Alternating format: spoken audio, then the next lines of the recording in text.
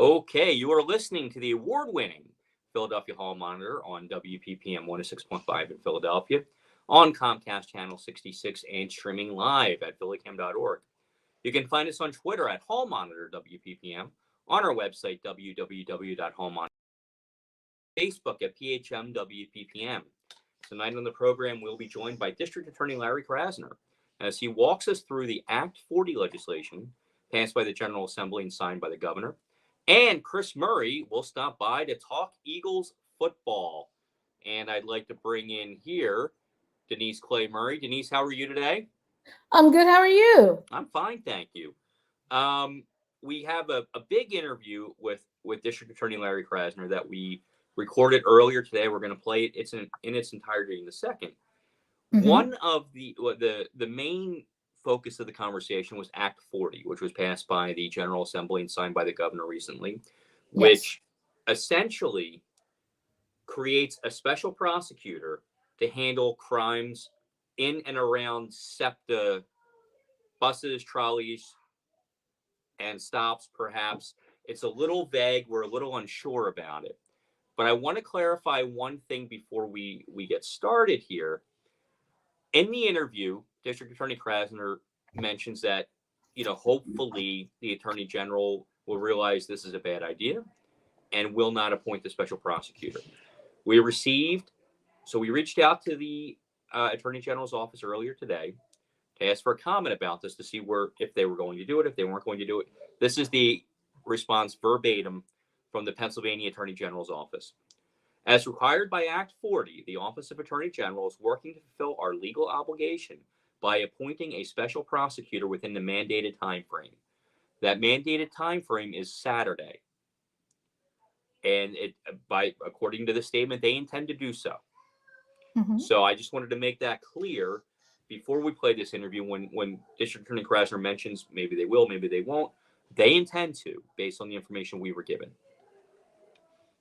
Well, I wish I could say I was surprised to hear that, but when you've been covering state government and the relationship is specifically between Harrisburg and Philadelphia, as long as I have, the fact that they're going to appoint this prosecutor doesn't really shock me much. However, one thing that I kind of got from because the interview we got with District Attorney Krasner came as the result of a letter that he sent to me talking about what he intends to do should this prosecutor be appointed, which is to file a lawsuit.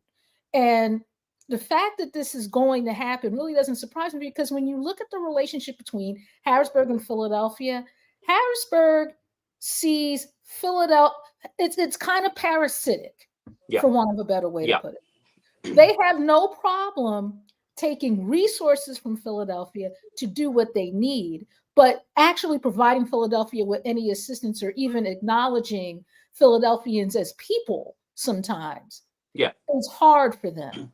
Mm-hmm. So it's going to be interesting to see what happens after Saturday when this is, when this prosecutor is appointed and things like this, because you're right. You look at the law itself and it's kind of all over the place. Mm-hmm. And that's something the district attorney quite adeptly walks us through when he explains the issues with it. These are some of the issues you and I saw when we were going through it, and he lays it out well. And he makes a very interesting case for why this came to be. Mm-hmm. And I think that's really important. It's important for people to hear what the district attorney has to say about this. And then in the second half of the interview, we talk a little bit about what DA Krasner is going to do in working with the administration, what some of their goals are, and what some of the major successes have been up till now, which I think is also interesting. So it's good to hear from the district attorney, and we have I just think this interview is fascinating for all of those reasons, including the Act 40. So without further ado, why don't we just play it? Mm-hmm. All right. So here's our interview with District Attorney Larry Krasner. You're listening to Hall Monitor on WPPM 106.5 And I'm here with District Attorney Larry Krasner. And thank you so much for joining us, Mr. District Attorney. We really appreciate it. I am delighted to be here. Ms. Clay Murray, always a pleasure. Thank you. Now, the reason why we wanted to bring you in is because of a law that was passed in Harrisburg as part of the budget that, you know, a lot of folks didn't know actually got signed into law, that basically says that you can't prosecute, that a special prosecutor will be appointed to prosecute any crime within 500 yards, 500, is it yards or feet? Because I get that mixed up, of a SEPTA stop in the city of Philadelphia, whether, you know, over you who would normally do that, I would think. Could you talk a little bit about Act 40 and what it means? Sure, I'm happy to do that. Kind of ironic that here we are pretty close to the Martin Luther King weekend when we celebrate one of America's great advocates for voting rights for all people. And yet what is happening in Pennsylvania is the exact opposite of that. Act 40 is a blatant effort to erase the votes of Philadelphians specifically. It is a blatant effort to undo the election that occurred in 2021 when our administration was reelected to have decision-making authority over criminal matters in Philadelphia. And it is really important to recognize it for what it is, because it wears a Halloween costume. And the Halloween costume is that it's somehow about SEPTA. This is not about SEPTA at all. The reality is that this law, which is very poorly written, can be read in a stretched, tortured way to mean that an unelected special prosecutor will be able to take 80% of all criminal incidents in the city of Philadelphia, not just the ones on SEPTA, but ones that are a long distance from SEPTA. One way to read it is 500 feet from SEPTA. One way to read it is 500 feet from the route. One way to read it is 500 yards from the stops and the routes and the warehouses. And, you know, in its most tortured reading, it basically means that this unelected person takes away the elected person's power over 80% of all criminal cases and covers a territory in Philadelphia that is everything except the middle of some parks. So in other words, the elected DA, who won by 44 points with 72% of the vote, that elected DA can prosecute Canadian geese. That's actually what it boils down to. Now, the Halloween costume is that it's about SEPTA, and it's about having a special prosecutor who can knock the Philadelphia district attorney out of the way and do whatever he or she wants because, I don't know, I mean, like, why? Because supposedly we're not doing what we're supposed to be doing. Here's the truth about that. This administration charges and vigorously prosecutes 92% of all the cases that SEPTA police and SEPTA send to us. That is a very high percent by national standards, is also the exact same percent as happened in prior administrations. And yet the sponsor of this bill, a senator named Langerholk, repeatedly stated to his colleagues in the legislature that the DA's office in Philly does not prosecute SEPTA cases, period. That's a quote. He repeatedly said that the issue is not how we prosecute cases, it's that we do not prosecute SEPTA cases at all.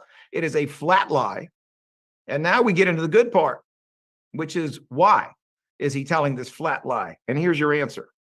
Senator Langerholk covers an area that has parts of 3 different counties, and in or very near are 4 different state correctional institutions. That's a lot. I don't know if there's another rep or another senator in the entire Congress whose constituency makes so much money off of locking people up.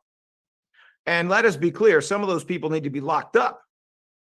But what he lives for is making the profit off people who don't need to be locked up and shouldn't be locked up. And he especially lives for their being on a conveyor belt from Philadelphia to his jurisdictions. Why? Because they don't have steel anymore. They don't have coal anymore. But what they do have to support their community is the state correctional institutions. And every time he can put a Philadelphian into a jail cell who does not need to be there, his jurisdiction, the turf he covers, will benefit to the tune of about $60,000 to pay for that, coming from the state per person per year. So what is the value of having 1,000 more people in his jails? Well, it's 1,000 times 60,000. It's $60 million a year. Now, the other part, of course, is just plain old politics. The area he covers voted 71% for Trump, which obviously means they're crazy. But, what can I say? There are some people who are just straight up racist, white supremacists, and who don't like democracy. We all know Donald Trump don't like democracy. That's why he continues to lie about how some election was stolen from him, when we all know no election was stolen from him at all. This is the same kind of a philosophy, same kind of an ideology that already led to a bogus and so far failed impeachment effort against me. You will notice, of course, they're doing the same thing all over the country. Bogus impeachment against Joe Biden, bogus impeachment against the Secretary of State. Impeachment has never meant I don't like your policies. It has always meant you got to be removed in between elections because you committed a crime. That's what it's always meant. But what's actually going on at a moment in this country when there is a Trump-inspired, authoritarian, anti-democracy movement is they are trying to normalize making impeachment about disapproval of what somebody who got elected did, because they're not winning those elections. And they are trying to make it normal to erase the votes of people. What votes? Well, we all know what votes. There were 155,102 people who voted for this administration in a reelect. It was 72% of the vote. It was a 44% margin, and a very large portion of those votes, just like a very large portion of this city, were poor, they were Black, they were brown, they were young, they were some or all of these different things, or they were just liberals. They were just progressives, because Philadelphia is a Democratic Party city. And if Donald Trump is to win Pennsylvania, then what they need to do is make it completely normal to erase the votes from the city that will defeat him. And that city is Philadelphia. This is okay. Well, I'm sorry, go ahead. While I understand all that, I guess my question for you is, what does that mean in terms of prosecutions in the city? If you are basically precluded from prosecuting any crime that's near a SEPTA stop, and as you pointed out, that's a whole lot of the city. I guess, if people want to have, if someone is locked up for committing a crime and they want to appeal, and this special prosecutor is actually the person that prosecuted them, what is their course of action? Is there a course of action for them if they need to, have their conviction revisited? Because one of the things that I think that I've seen people have a problem with you with is the fact that you have gotten people out of jail who did not need to be there. So if this is the case, how would someone who finds himself in that situation get out of jail, be exonerated if they're prosecuted by the special prosecutor? That's a great question. Let me give you the good news, and I'll give you the bad news. The good news is that the Attorney General under the law is the one who appoints a special prosecutor, and the Attorney General took an oath to uphold the Constitution. The Attorney General has until Saturday to appoint a special prosecutor, or to do the right thing, which is to say this is obviously unconstitutional. I can't do something unconstitutional when I'm sworn to uphold the U.S. and Pennsylvania constitutions, so I refuse to appoint. And therefore, a whole lot of people are calling on the Attorney General to do what should have been done a while ago, which is to say, this is dead in the water. I will not enforce it. So that is the good news. There is the possibility that the Attorney General, before the Saturday deadline to appoint a special prosecutor, will declare what we already know to be true, which is that this is unconstitutional, and so she can't enforce it. We will see if that's what she does, or we will see whether the unelected replacement of Josh Shapiro, who signed this bill, is going to go ahead and appoint a special prosecutor and cause chaos. If she does do that, there will be a lawsuit. My lawyers are ready to go, and the city's lawyers are ready to go. My lawyers are ready to go to ask the higher courts to strike down the law because it's unconstitutional, because it erases votes, and because it destroys democracy, among other reasons. The city of Philadelphia has also hired its own attorneys because they are, among other things, very upset about the part of this bill that says that the state can steal money from the city to pay for this special prosecutor. Huh? We're going to make it normal so that upstate Pennsylvanians who don't like Philadelphia and who have Trumpy legislators working for them can just rob us? Like, how does this work? So what we're going to do is you're not going to have representation in Philly because your votes don't count, but then we're going to take money away from you so that we can fuel this engine that is destroying your votes. That's known as taxation without representation. That is known as the often repeated phrase from the American Revolution, when the American colonies were being treated like just that.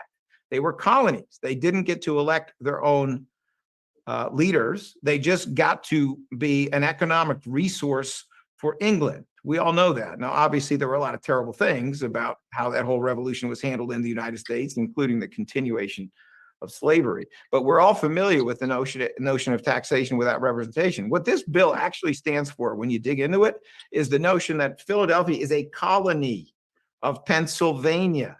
It is an economic resource, but we don't get representation. They can take our tax money to pay for the appointed leaders who are not elected by Philadelphians and to impose their will against the will of Philadelphians.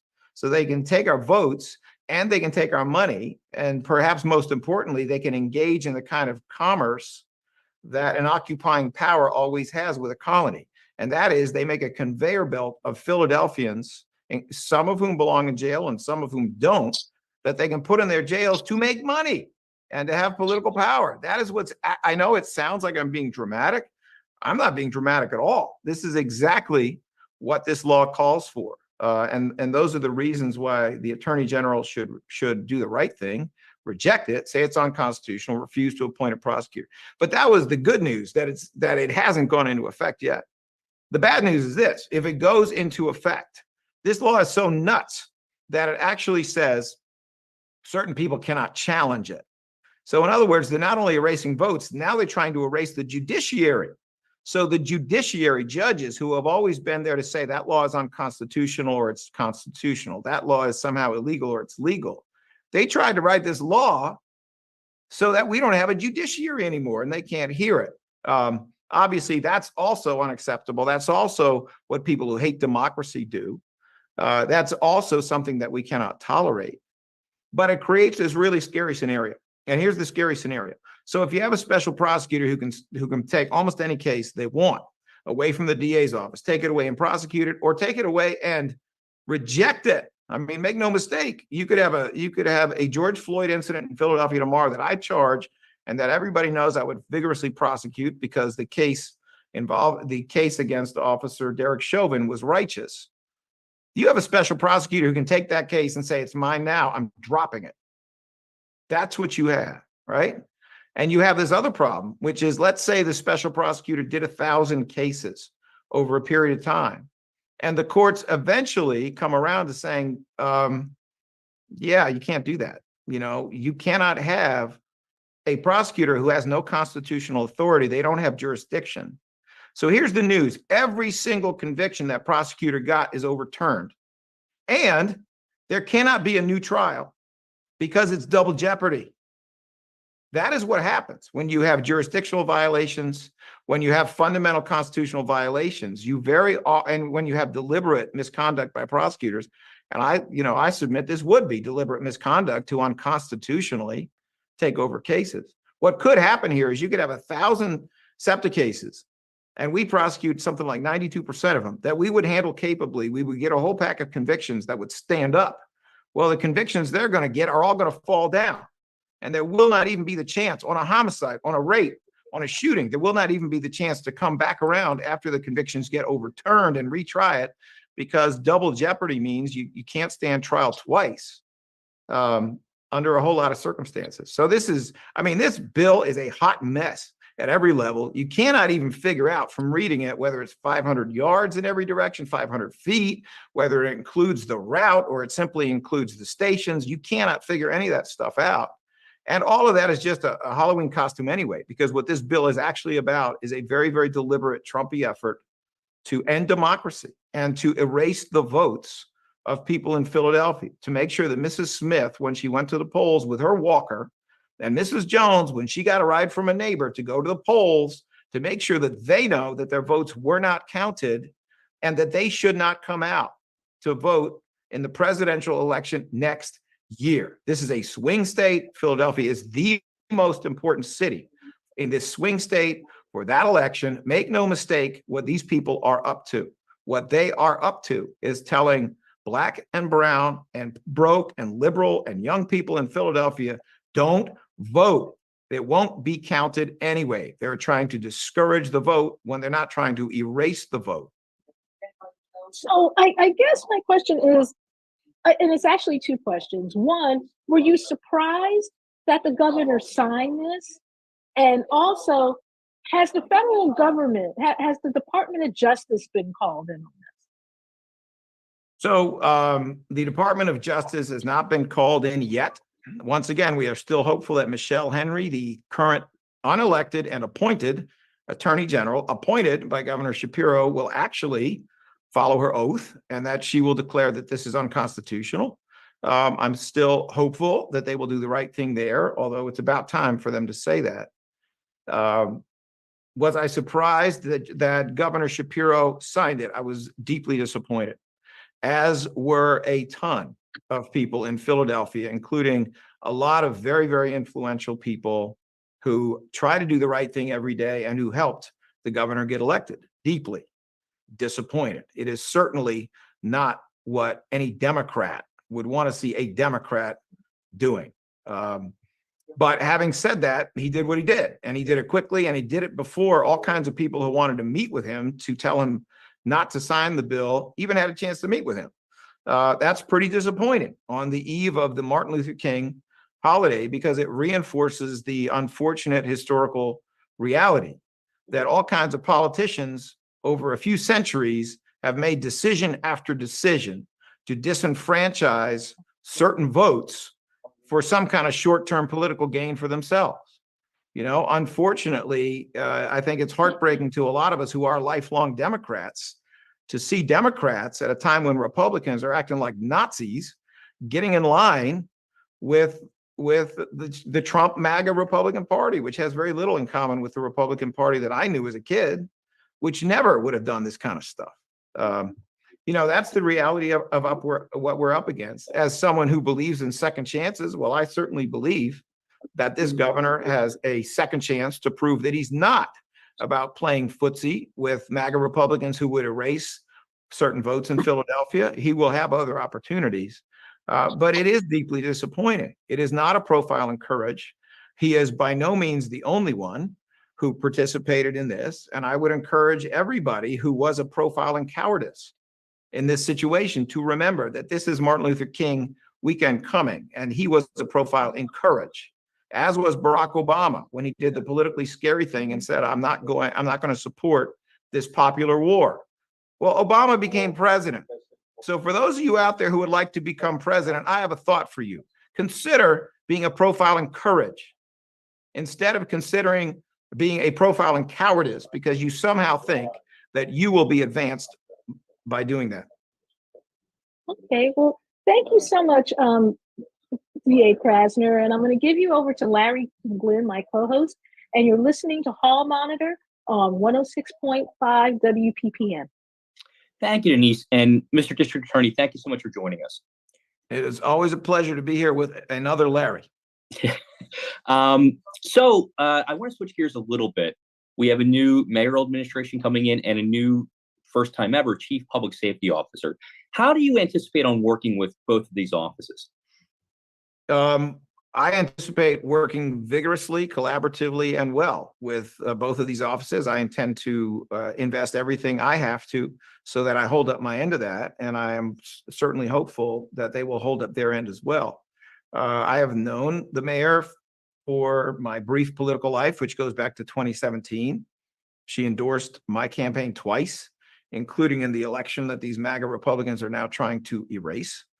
And she and I have had, I wouldn't say frequent, but we certainly have had collaborative and positive engagements over the years. I look forward to meeting with her soon so we can talk about what she talks about, which is One Philly, a truly collaborative situation among different governmental entities. As for Adam Gear, who's been appointed the public safety officer and with whom I have a private meeting in a few hours, Adam used to work in my office. I knew him slightly before I became DA, but after becoming DA, he had already been in the office for a few years. He was supervising one of the sort of like earlier units here. It was the municipal court unit, and they do misdemeanors and other relatively low-level stuff. And I then advanced him a couple times within my office to different positions, and we left on friendly terms.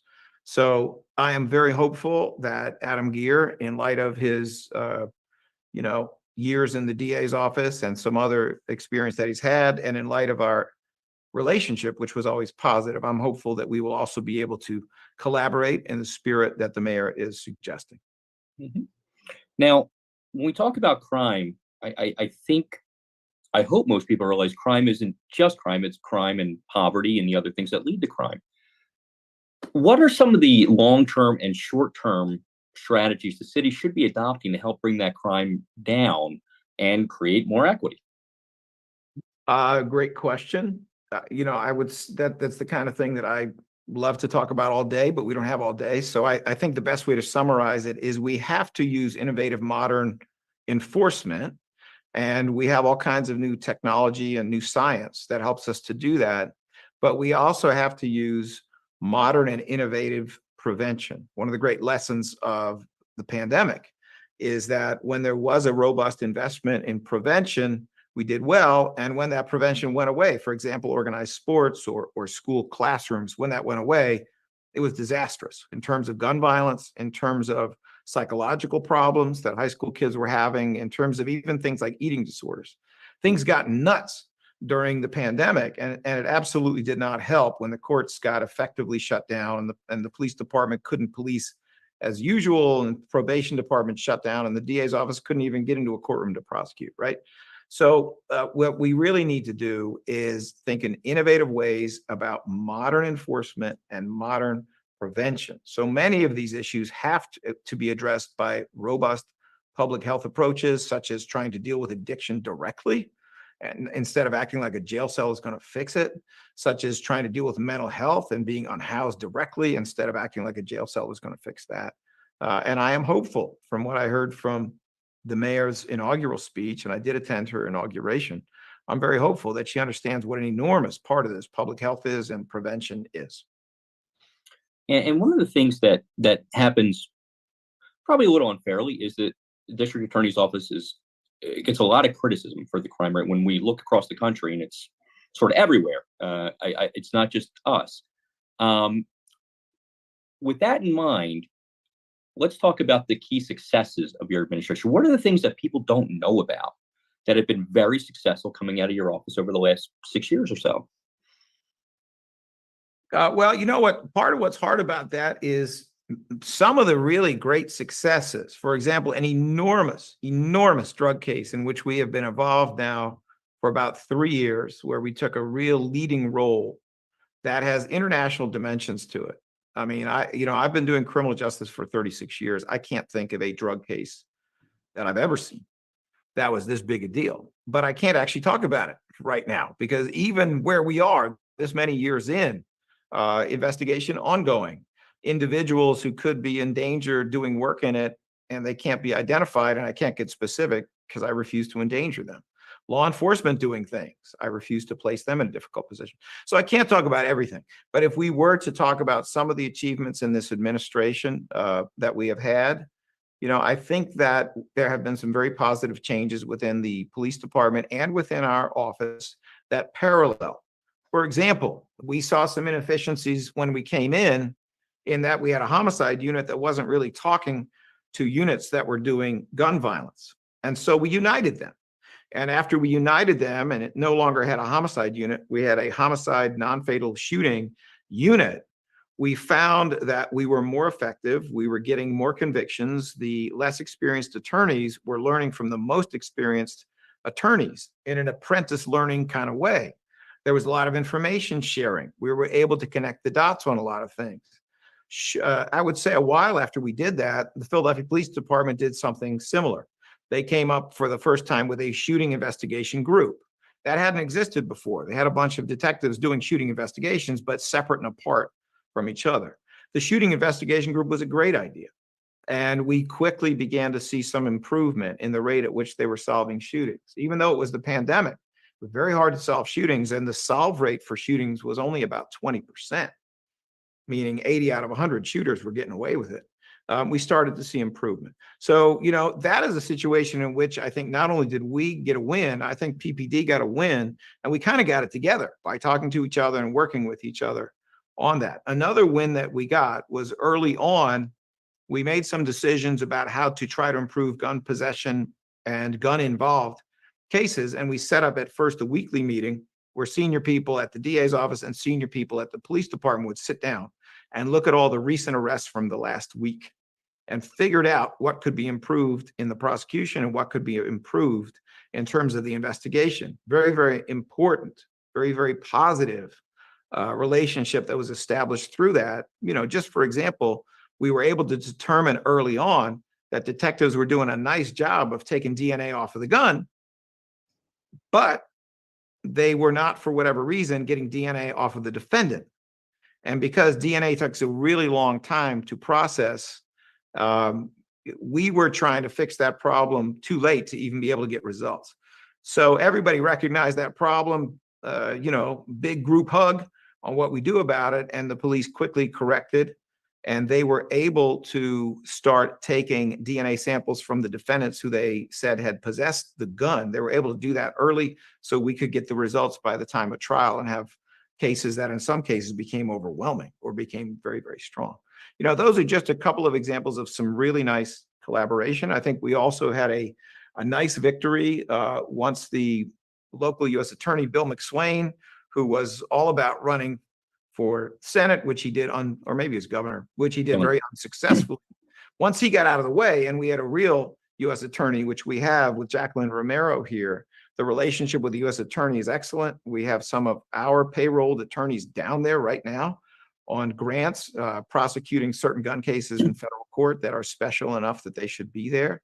So I feel like we have a victory there. And then let us not forget that despite the fact that this whole country has gone through a very horrific and terrible gun violence crisis, and that is continuing to some extent. Let us not forget that last year was enormously better. Last year may have been the biggest improvement in gun violence and violent crime in 60 years in the city of Philadelphia. So big that the improvement here was significantly better than other cities in the United States.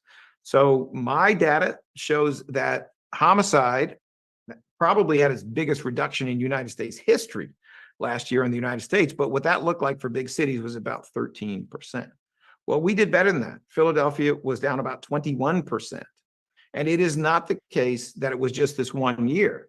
It's 2 years in a row. When the rest of the country, big cities, saw a 6% decrease in homicides 2 years ago, Philly had 8%. So we were beating the average for cities 2 years ago. And this year, we really beat the average for big cities in having a 21% reduction in homicides last year.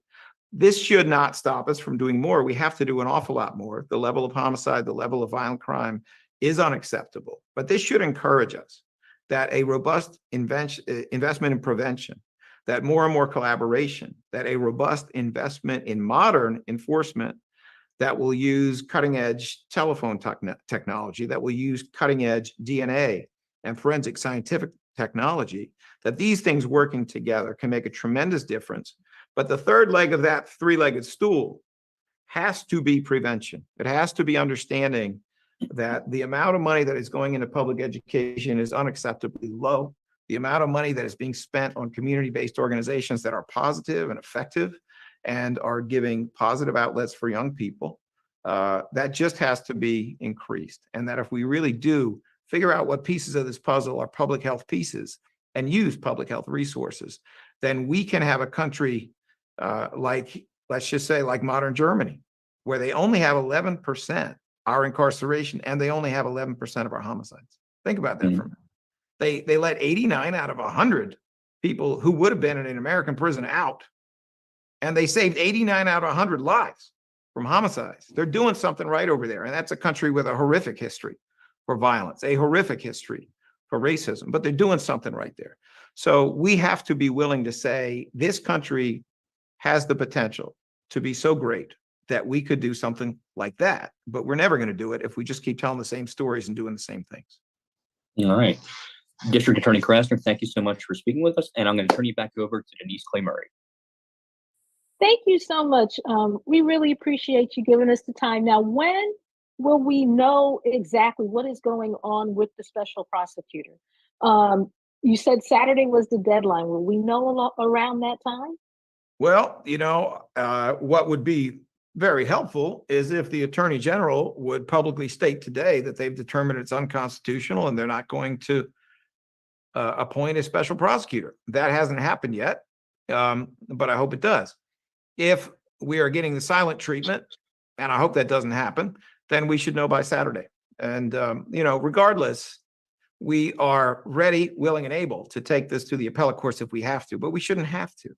We should have an Attorney General who follows an oath to uphold the Constitution and to honor and respect the votes of Philadelphians. That's what we should have. I hope we do, just as we should have a governor who does that.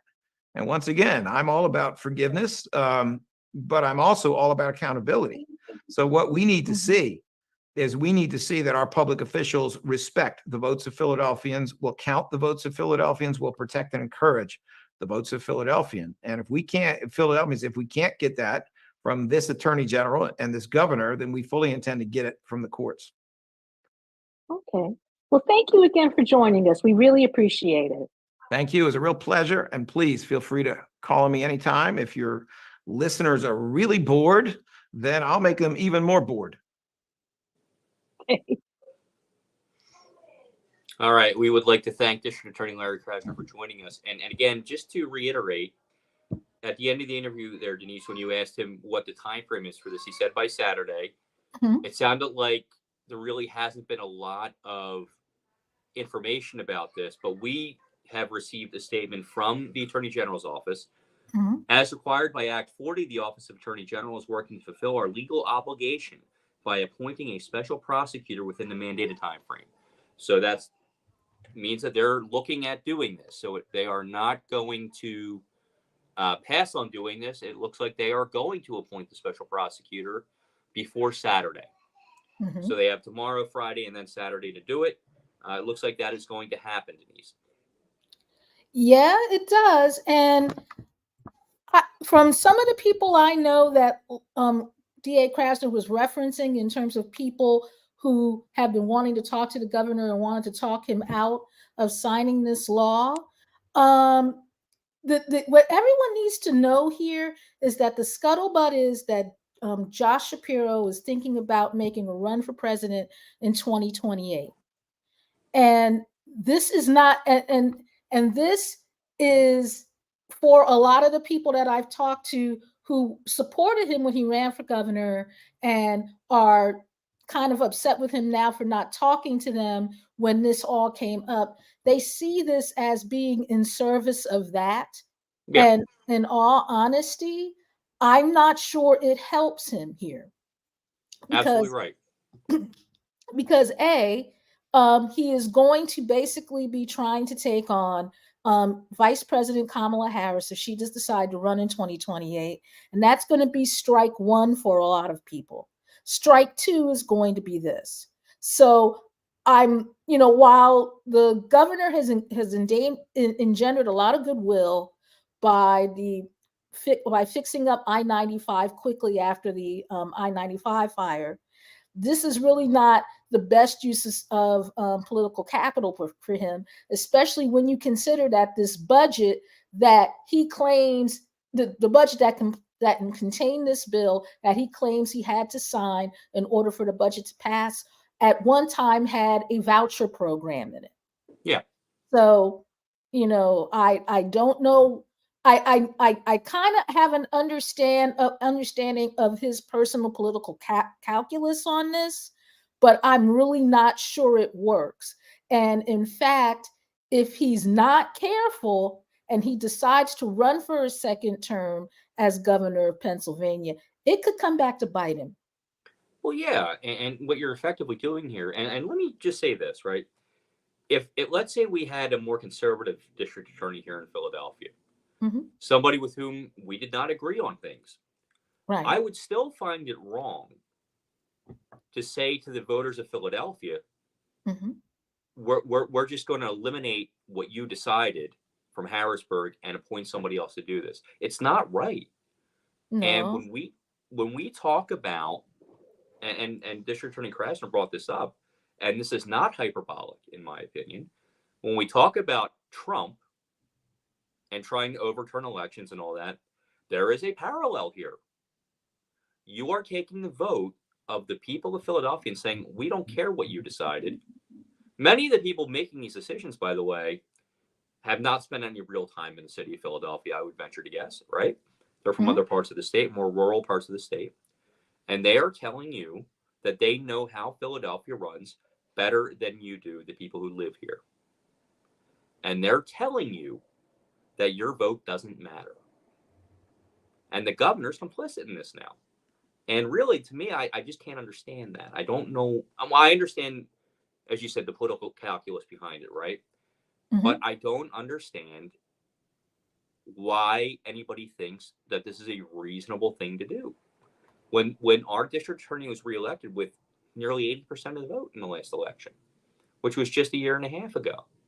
Hmm. So why, or 2 years ago, excuse me. So why are we, it just doesn't make any sense to me, is what I'm trying to say here.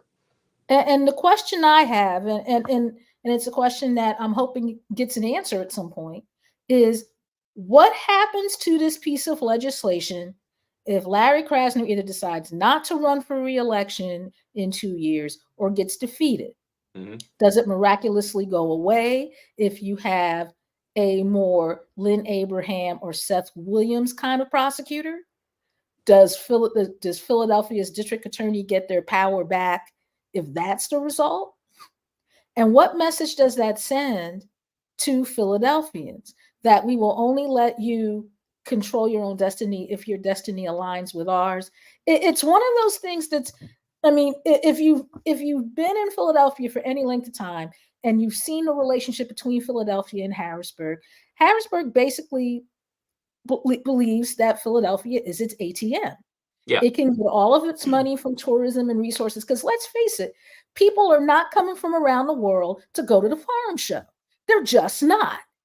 And the thing is, if it were not for Philadelphia, the state would not be able to run financially, which is why I always tell people that no one is ready for me to be forever for me to become mayor of Philadelphia. Because my first official act would be to announce that the city of Philadelphia will be keeping all of the money that it would normally pay in state taxes. If you want to treat us like we're a redheaded stepchild, the redheaded stepchild is keeping its money from the Eagles playoffs, from the Phillies games, from the Flyers and the Sixers. We're keeping our money from Welcome America and all of that lovely tourism stuff that y'all like keeping the money, like y'all like us paying you for in taxes. We'll be keeping that. Our schools will be great. Our teachers will be paid. Our roads will be fixed. Everything will be terrific. And you guys can do whatever you can with what you get from the Steelers and the farm show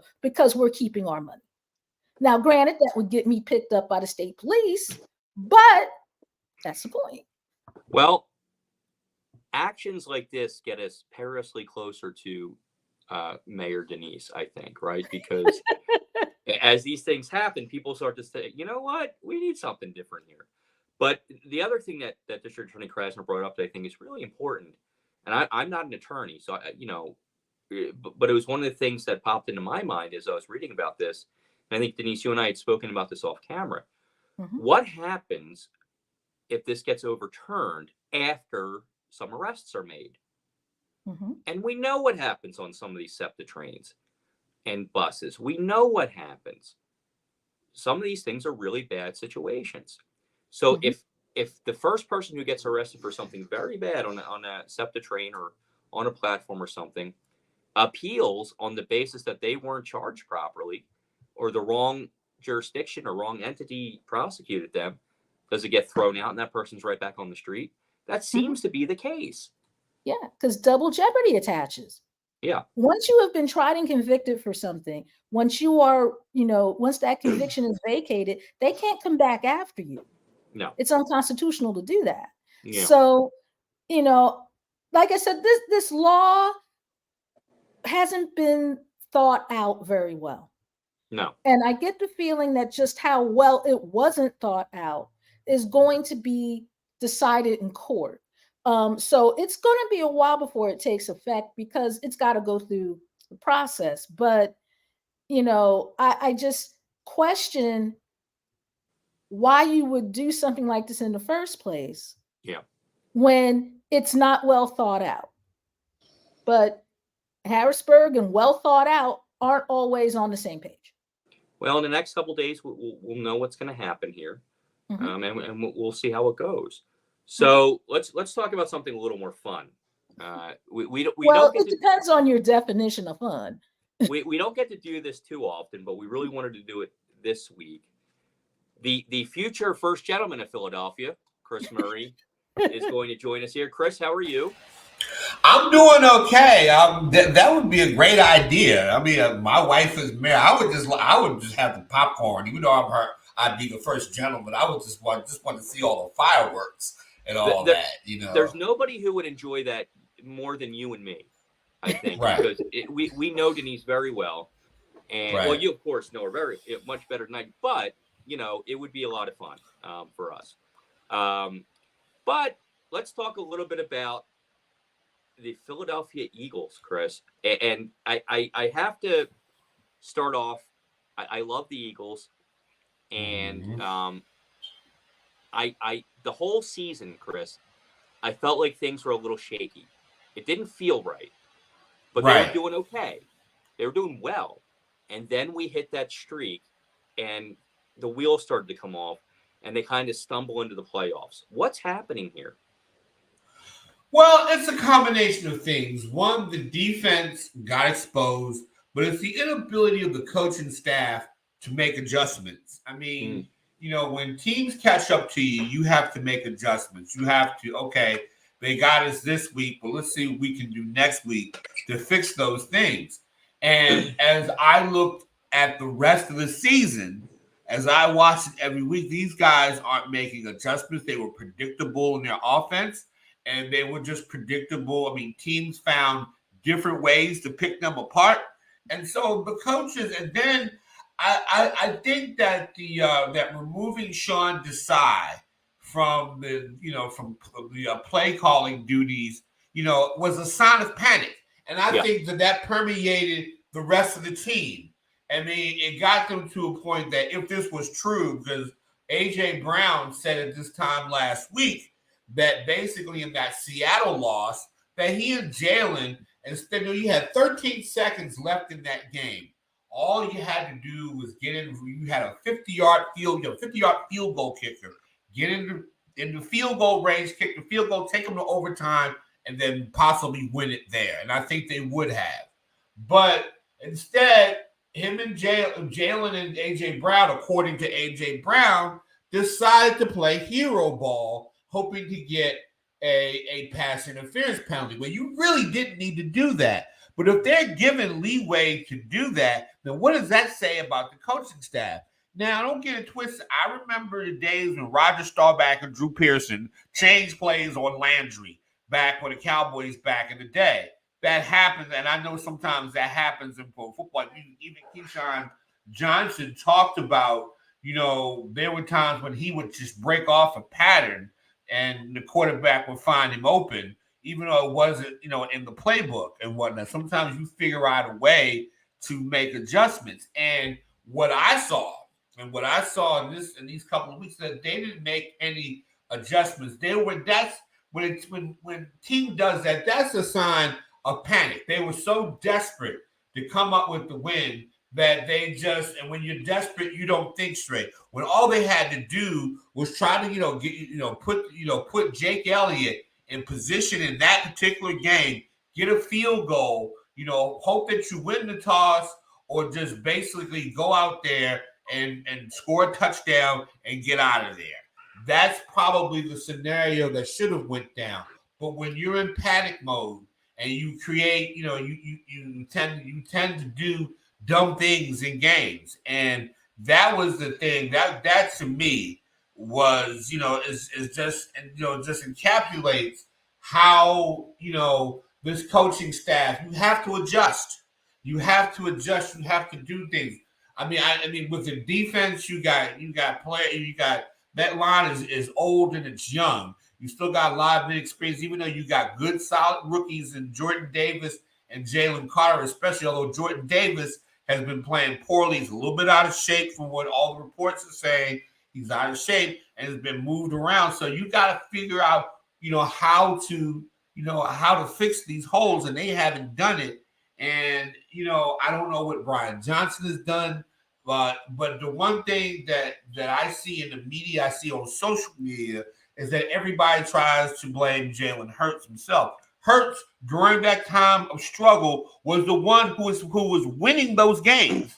He was the one bringing them out of these situations. And, it's a funny thing in this city when everything goes wrong, blame gets spread everywhere and whatnot. And if you're watching this game, I mean, Jalen Hurts, brought this team back when the defense was giving 505 yards to the Bills, 450 some odd yards to the Dallas Cowboys. He was bringing them back in those situations. He was bringing them back in those situations where the defense had given up yardage. I mean, the Kansas City game, the Eagles start off slow. He brings them back in the second half. And yes, this guy, Valdez Scantling, dropped the ball for Patrick Mahomes in the end zone. But the fact in that second half, he brought them back in the game. Brought them back after throwing a pick six against Miami. I mean, he brought this team back. There's only so much that he could do. And then, too, the offensive plays against San Francisco, they became predictable. You got to adjust, and they haven't adjusted. Well, I got to tell you, Chris, first of all, there isn't any quarterback in the league I would want over Jalen Hurts, in my opinion. And people are going to say, what about Mahomes? What about – no, Jalen Hurts. I think he's fantastic. I think he's the right leader for the team. And I'm glad he's a Philadelphian, is what I want to say about that. I'm a big believer in defense. I think the defense sets the tone, and I think that you win on defense. Absolutely. This defense is a shell of what it was last year. It is. Did they even have half the number of sacks they had last year? No, and no, they haven't. And then too, they lost Javon Hargraves. They lost a lot of guys. They lost a lot of guys from last year. They had some injuries, but I think that somehow this, this defense, they just fell apart. I don't know what Sean decided. I think it's a personnel issue, but also, I mean, the fact that they need better linebackers. They lost some linebackers from last year. And so they need, sometimes this franchise, since Jeremiah Trotter, hasn't really valued that. They have not had a stud playing in that linebacker outside or inside for a long time. When you look back on it, I mean, they've not had anyone since Jeremiah Trotter. They haven't had guys playing that position. You need strong linebackers, and in case that defensive line, has issues stopping the run, you need those guys back there. And I think next year they need to do that. But I think it's more of a personnel problem on defense than a coordination problem. But they need to get better guys on defense. We thought Nakobe Dean was going to be that guy. We thought a lot of guys were going to be in that position. That's where I think they underestimated. They really need to have somebody who's going to be a stud. I look at Roquan Smith down in Baltimore, who's made all the difference in the world for that defense. You can have a great line, but you also got to have guys who play on that linebacker position. But it's like, I don't know. And this is not Sean Desai's first trip around as a defensive coordinator. He was defensive coordinator with the Chicago Bears. So, you got to get guys, and they've got to do something. They've got to come up with a different scheme, a different plan, or something to kind of offset, the personnel situation they have, because teams have figured out how to bully them up and down the field. So that's one thing. I mean, so they've got, and then for this playoff game, they got to figure out something. What? I have no idea. Well, here's my question, Chris. And when you look at last year and you look at this year, and one of the big differences for me is the coordinators. Jonathan Gannon may not have been the best defensive coordinator in the world, but he and Shane Steichen were able to do something that the current set of coordinators can't seem to do, which is to stop Nick Sirianni from following his baser impulses. Mm-hmm. Do you see those two? Do you see the coordinators coming back next year? And if not, who do we replace them with? A demeaning rodent? What do we do? Well, Brian Johnson, had an interview for the Carolina Panthers position. I'm going to be nice. Yeah, they can. I do think, that seems to be the sentiment, and I don't think Desai is coming back. But I do think, it has been on the coordinators. But there's something else that I don't think anybody's talking about. This is just my own conjecture on this. But, during the preseason, one thing that I noticed is that, during the preseason, none of the starters really, played in the preseason, right? Not even for a half or for a quarter or something. And I wonder how much the residual of that. Of course, you take time to get in the game shape, but I wonder if that was a factor. It may not be, but I wonder. But I look at the coordinators and everything, and I just don't think that they'll be back. Who would they replace? I don't know. If Eric Bieniemy is still out there, I don't know if you could ask him. But, I think the offense.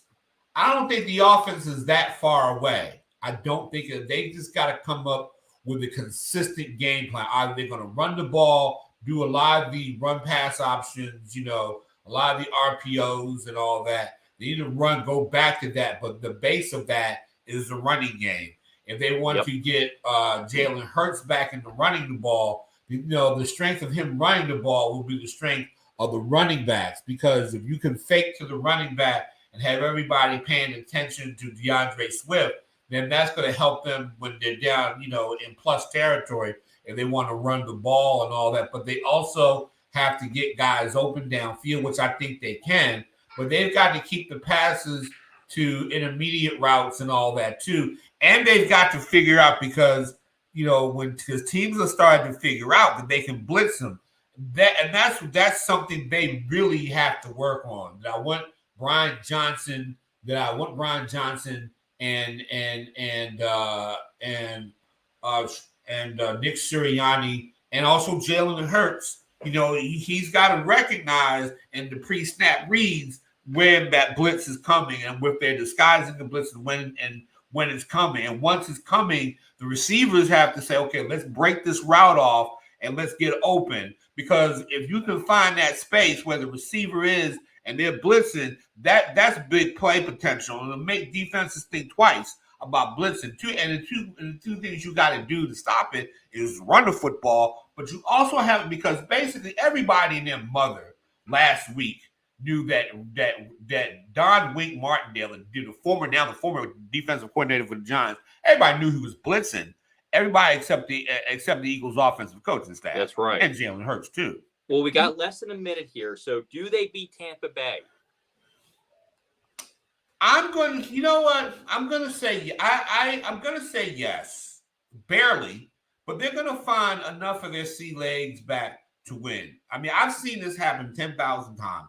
Teams stumble into the playoffs, and all of a sudden they find new life. All right. That's what I see.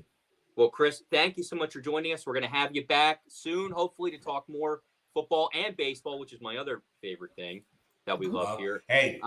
We want to thank District Attorney Larry Krasner for joining us, and we will be back next week on Hall Monitor.